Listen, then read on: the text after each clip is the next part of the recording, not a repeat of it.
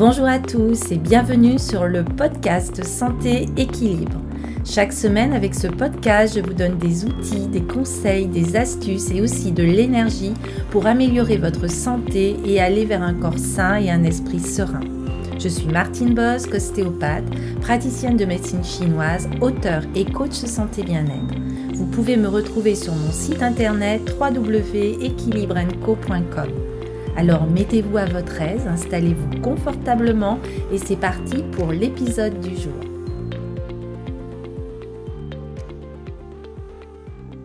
Hello à tous, ravie de vous retrouver dans ce nouvel épisode de podcast et je voulais aujourd'hui aller un petit peu plus loin par rapport aux ventouses. Nous avions vu dans l'épisode précédent l'histoire des ventouses comme un vieux remède qui avait été utilisé aussi bien au niveau de l'Égypte que dans les pays de l'islam aussi. Et aujourd'hui, je voulais plus particulièrement notifier les différentes actions et effets des ventouses et quelles sont leurs applications pour améliorer notre santé et notre bien-être. Alors, tout d'abord, les ventouses vont permettre de renforcer l'état et la thérapeutique au niveau de certaines personnes. Alors, tout d'abord, il va y avoir une action et un effet mécanique, c'est-à-dire que lorsque l'on va poser la ventouse sur la peau, celle-ci va mobiliser l'ensemble des tissus qui est sous-jacent et donc la peau va monter à l'intérieur de la ventouse. Alors pas seulement le derme et l'épiderme, mais également selon le lieu de pose, tous les tissus tendino-musculaires et aussi les tissus interstitiels des organes vitaux, c'est-à-dire les tissus conjonctifs, aussi les vaisseaux sanguins.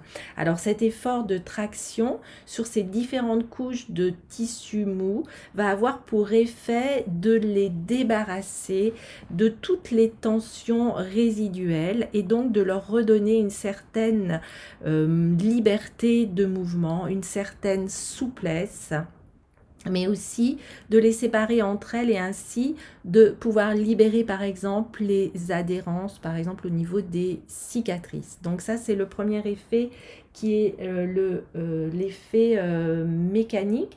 Donc on va pouvoir avoir une action qui va permettre d'assouplir les adhérences, mais aussi une action par exemple localisée sur les infiltrats cellulitiques. Le deuxième effet de nos ventouses vont être un effet hydraulique, c'est-à-dire qu'à l'intérieur de la ventouse, il va y avoir le vide d'air ambiant qui va être créé, comme on va mettre à l'intérieur de la ventouse avant l'application une source de chaleur.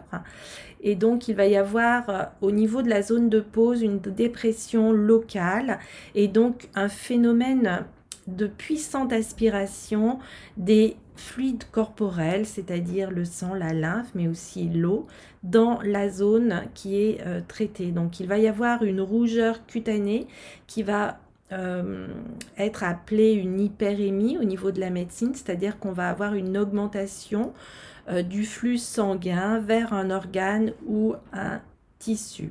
Et donc le déplacement des liquides organiques par rapport à la zone de pose de la ventouse va se faire de la périphérie vers le centre et de la profondeur du corps vers sa surface. Donc ça c'est vraiment l'effet hydraulique qui est assez intéressant.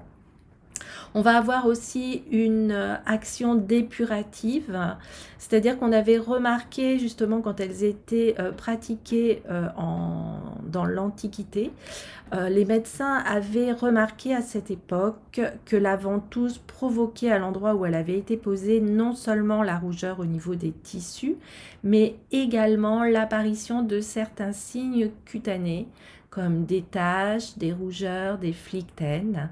Et consécutivement, au sein d'un organe gêné par son fonctionnement, elle produisait ainsi une décongestion et le malade pouvait se sentir soulagé. C'est comme si on dégager en fin de compte les tissus d'une charge toxique et donc ces tissus peuvent reprendre un fonctionnement sain et normal. Alors comme action, on retrouve aussi bien sûr une action antalgique et on sait que dans la médecine traditionnelle chinoise, une congestion suffisamment importante des liquides organiques peut créer un blocage de la libre circulation et ceci dans le corps complet. Et souvent, c'est de ce blocage que va pouvoir provenir la douleur. Donc, il est important de lever les plaquages et de lever cette congestion et c'est ce qui se réalise avec la pose des ventouses. Donc, elles vont favoriser la libération d'endomorphines et les endomorphines qui sont des hormones sécrétées par les glandes cérébrales, par exemple l'hypophyse et l'hypothalamus, et vont être présentes aussi dans de nombreux organes. Donc, les ventouses ont des effets proches de la morphine et qui est un médicament qui va soulager, comme vous le savez, les douleurs. Et donc, elles sont émises dans le sang lors de moments d'effort physique, d'excitation intense, d'irritation cutanée, de douleur ou aussi d'orgasme. Et donc ces endomorphines vont agir sur la douleur en se fixant sur les récepteurs situés dans le thalamus. Donc les ventouses vont vraiment permettre de déclencher les propres mécanismes antidouleurs du corps sans faire appel à un traitement chimique externe. Et ça, c'est vraiment très intéressant et très important. On va retrouver aussi dans la pose des ventouses une action immunitaire, c'est-à-dire que lorsque la ventouse va être laissée en place suffisamment longtemps, elle va, comme on a vu, décongestionner les tissus interstitiels profonds. Et cela signifie que les liquides organiques qui vont être stagnants, bloquants, vont être forcés mécaniquement à migrer de la profondeur vers les tissus cutanés. Et après le traitement, il résulte souvent de cette action un hématome qui peut être une trace visuelle donc superficielle par rapport à ce qui s'est passé au niveau sanguin. La même chose si par exemple vous vous cognez. Et cette intrusion de sang et de toxines dans des tissus sains va provoquer immédiatement une réaction du système immunitaire. En effet, les défenses mobilisées vont affluer localement via la circulation du sang avec tout un arsenal de cellules et en particulier au niveau immunitaire les globules blancs qui sont vraiment une équipe de nettoyage interne. Ces globules blancs vont vraiment absorber et évacuer l'ensemble des déchets organiques présents sur la région du corps. Et donc la pose de ventouse va permettre de stimuler les réflexes naturels de défense du corps lors d'une infection de type viral ou bactérienne.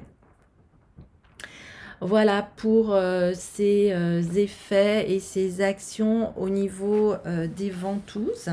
Alors maintenant, je voulais aller un petit peu plus loin aussi par rapport aux applications thérapeutiques des ventouses, c'est-à-dire toutes les situations où on peut les mettre à profit pour le plus grand bien de nous-mêmes, mais aussi de nos proches.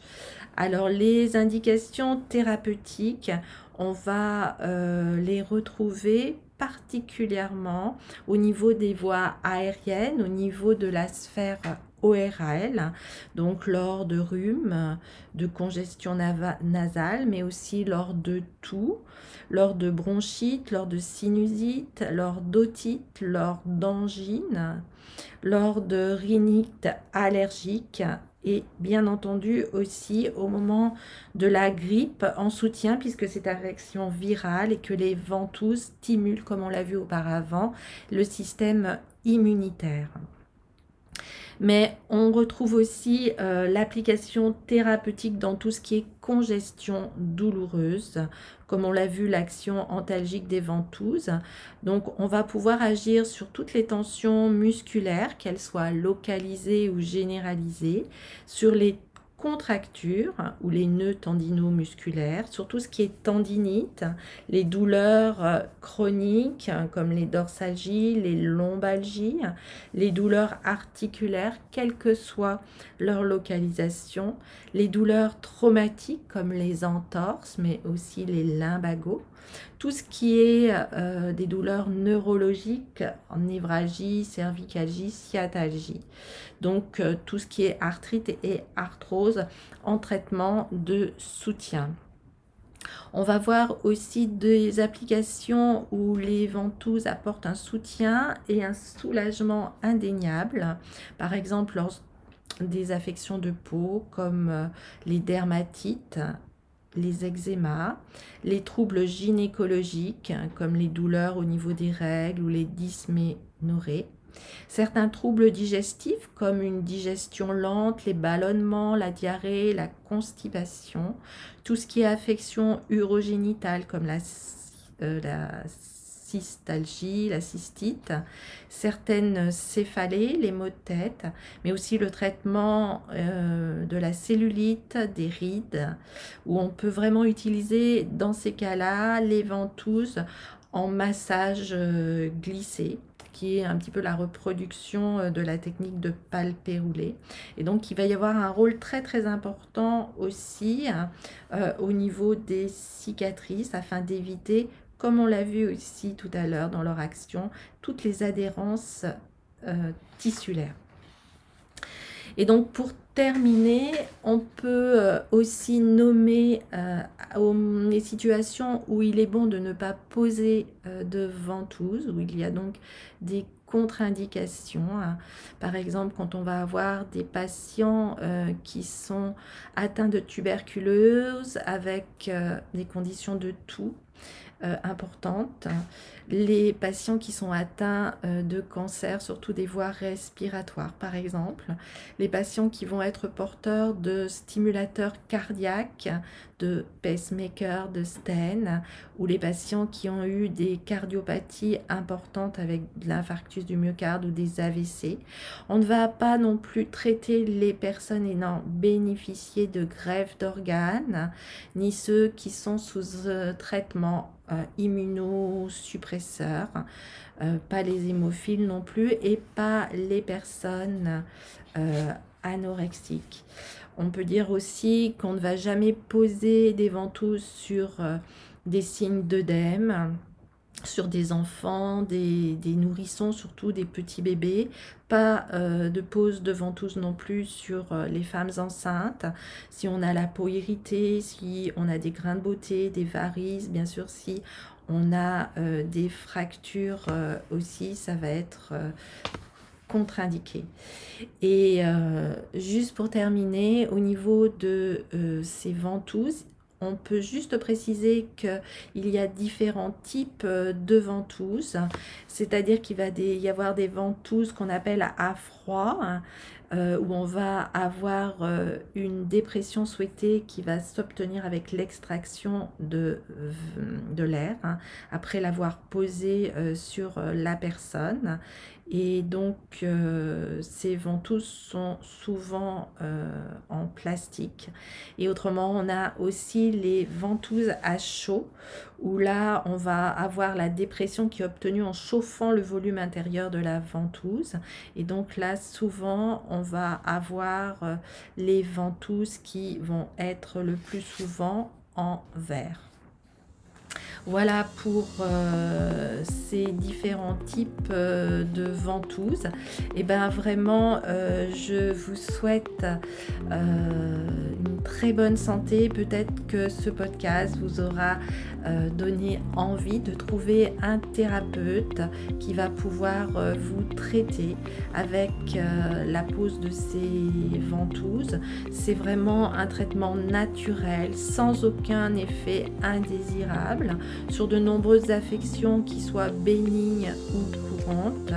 Et c'est vraiment un traitement complémentaire que l'on retrouve souvent au niveau des thérapies et plus particulièrement au niveau de la médecine chinoise. Voilà, je vous souhaite une belle énergie et je vous dis à très bientôt pour un nouvel épisode. Portez-vous bien et prenez bien soin de vous. Bye bye.